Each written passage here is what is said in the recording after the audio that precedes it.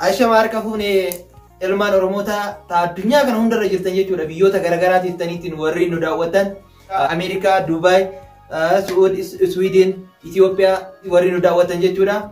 Maarchi jechuun ji'a kana maarchi ji'a sadaffaa ji'a jaatti bara 2020 jechuudha. Artistoota teennaa Dubai magaalaa Ajmal jedhamtu keessatti konsertiin qophaa'e Yusuf Damisi fi Andaalam Gosa isaan lamaan qofa osoo hin ta'initti namoota isaan jala hiriiranii sa'a kana dhufuuf qophii isaanii xumurataniitiin tikeeta isaanii muratanii dhufaa jiranii fi namoota isin jaalatan jechuudha. Komeediiwwanii fi artistoota garagaraa warreen diraamaa garagaraatiin beekaman guyyaa muraasa keessatti gaafa guyyaa 5 jechuudha.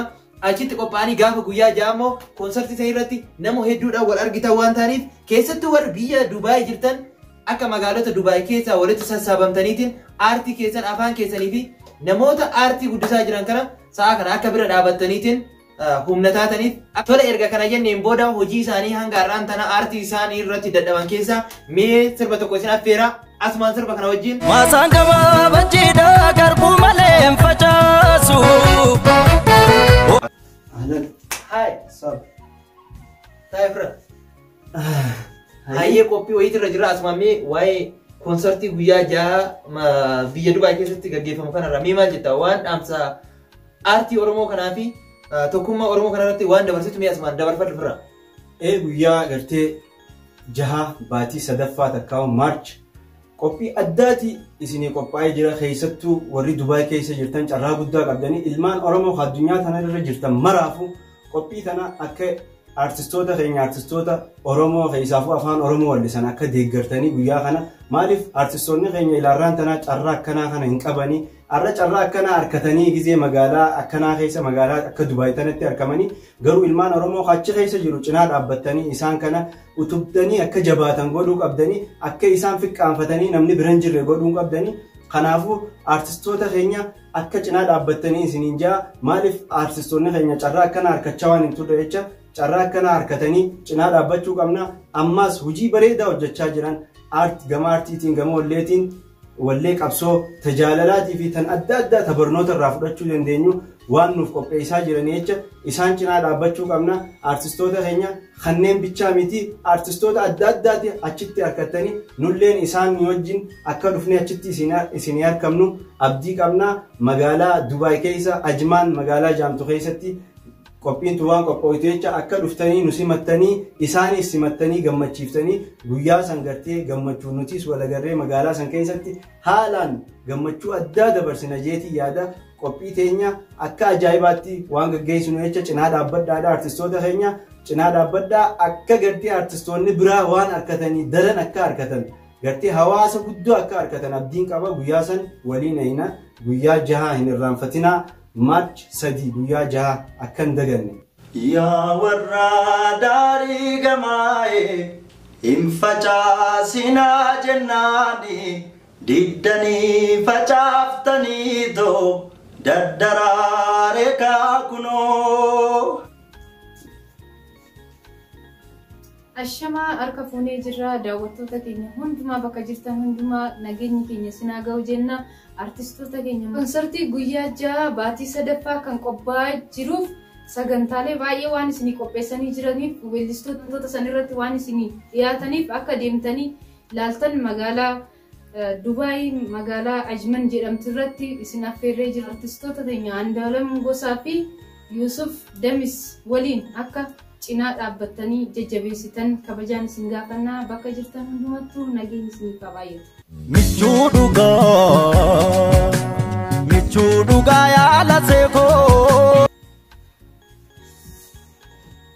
Ashama harka fuunee daawwattoota ilmaan Oromoo bakka jirtanitti nageenya kan isin haadhu. Konsertii biyya Dubaayitti isinii qofa. Andaalamii fi Yoosef bira akka dhaabbattanii isin jaa kabajamtoota daawwattoota keenya gabanumaan nu gargaaraa nu bira dhaabbadhaa nu jajjabeessaa. Artistii keenya akka hedduu jajjabeessitanii isaan biraas dhaqxanii waa hunda jajjabeessitanii bira dhaabbattanii isin jaa gabanumaan nu jajjabeessaa. Kan nuti aanuun jiru. Ani isin duubaana fuka. Dhufne qophoofne Ashama harka fuunee ijoollee Oromoo hundumti keessanuu bakka jirtanitti akkam jirtanii. Eessa yaatan? Deemuuf deemna kaa? Biyya tam? Artistoota keenya jajjabeessuudhaaf. Dhuga. Kana Dubaayitti moo? Kunoo nuti isin faana jirra guyyaa Jummataa baatii sadaffaa guyyaa jahaa magaalaa Dubaay Ajmaan keessatti wal agarra artistoota keenya jabeessuudhaa fi qophii teenya xumurannee jirra guyyaa Jummataa warri Dubaay dhufee Ajmaan keessatti akka nu harkattan abdii qabna isinis gamanumaan akka wal agarruuf koottaadha artistoota keenyaas akka cimnee jajjabeessinuu fi abdii qabna. Uffata ani nagattanii deemna ka uffata hijjiradheen dhufa. Lakki homaa takkan barbaadin wanti hundumtuu as keessa jira. Akaayin irree bassoon irree sinqiin keenya guutumaan guututti kan guututti. Keetirree kan hunda keenyaaf asuma keessa jira. Nuni gaane. Ajaa'ibaate kana taanaan. Jaalalli jiraannaan hunduu hin jira.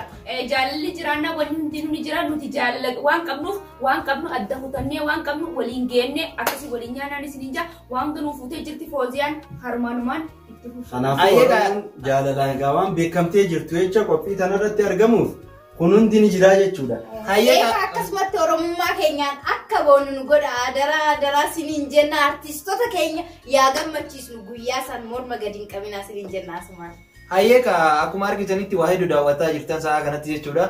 Kanaafuu waan na gammachiise keessa yeroo baay'ee diraamaa nu dalagnuu fi koomediiwwan keenya tokko jalatti jechuudha gaafiin yeroo baay'ee nu dhiyaatu hedduutu jira jechuudha. Kanaaf gaafiis yeroo baay'ee nu dhiyeessitan keessa afaan keessan guddisa, aadaa keessan guddisa, oromummaa keessan hin boona hedduutu gaafii akkanaa kaasa. Gaafiin kun immoo biyya kamirraa akka ka'u waan beekuuf biyya Dubaay keessaa ka'a jechuudha yeroo baay'ee. Kanaafuu ka Oromoonni biyya Dubaay jirtan akkuma jirtaniin guyyaa ja'agaaf guyyaa ja'a sadaffaa keessa akka wal geennitiin Yoosefii fi Andaaran biraa akka dhaabbannu sammales jechuudha warriin nu jaalatan akka carraa nu jaalatan yoo ka jiraatan taate achitti nu argachuu waan dandeessaniif. Maasaan gabaabachiidha garbuu malee hin facaasu. Asumarraan chaayinaa keessan beeksifachuu eegaltaniinis. Hayyeegaa an chaayinaa marruu shoo irraayii marruu shoo guyyaa sanii nafu ni dhufa abdiidhaan nu eega. Hayyaanis yeroo baay'ee taanii beekamuun tulluudhaan beekama jechuudha. Tulluutu subscribe fi share gochuudhaan akka nu jajjabeessitan jechaa garan isin dabarsa. Anis kanan beekamu Raahel Tuub jedhama. Chaanaalli keenya subscribe gochuudhaan akka nu bira dhaabbattan kabajaaf jaalalaan isin beeksisa. Wanti guddaan sabboonummaa keenya fi jaalala Oromoof qabnu yoommaa akka gadi hin buusneen jedha. Ilmaan Oromoo hundaafuu kuni amaanaan ijoollee Oromootirra kaa'u keessattuu sabboonummaa irratti piliis isiniin jechaa jirra ijoollee Oromoo hundaan galatoomaadhaa bakka jirtan hundumattuu nageenyi isiniif haa baay'atuun isiniin jedha fayyaa ta'a. Hayyaanis kuulan yuutuubiin jaama kuulan yuutuub subscribe like share godhuu hin dagatina gamanumaan afaan keenyaa guddisnu nutis bika ijoolleen itti argamtu sun waliin argannaa guyyaa Jimmataa waliin argamnaa waliin dhufnaa. Daawwattoonni keenya baatuma tana keessa guyyaa jahaa eerpoortiin eegaadhaan isiniin jaa daawwattoonni keenya hundi nuni dhufnaa achi waliin argamnee isin afeerraa nu argitan achi keessatti isiniin jaa gama Fooziyaatiin dabarra.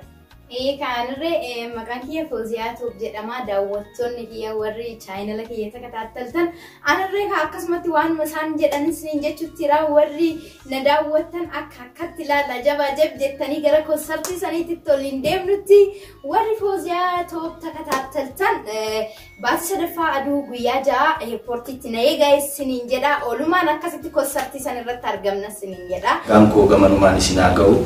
Biyya Dubaay magaalaa Ajmaan fi naannoo ishii kan jirtan hundi keessanuu qophii korratti akka dhuftanii wajjin bashannantan gammaddan kabajaan isin affeeree jira. Ayyaan yaasa. Haakaan. Tullu. Maarru. Deemuu fi eessaatan. Dubaay Kara konsartii Dubaay na dhiiftanii moo? magaalaa Ajman jedhamti. Ajmali maal gootan? Qophii addaa jira hin dhageenyeeti. Wayi hin dhageenye maalatti ni mina eegatan maa? Eessi jirtaati? Wayi hawaasiin akka kuteetii yaa walitti barbaada kutee kamiin nagattanii hawaas nagattanii deemtanii amma nagattanii deemtanii amma Obboleessa kiyya hin jirtu barati. hawaanis nagattanii deemtanii daawwattoota keenya kabajamtoota Oromoo maraa bakka jirtan hundatti ani jedhii tuubiin jedhama.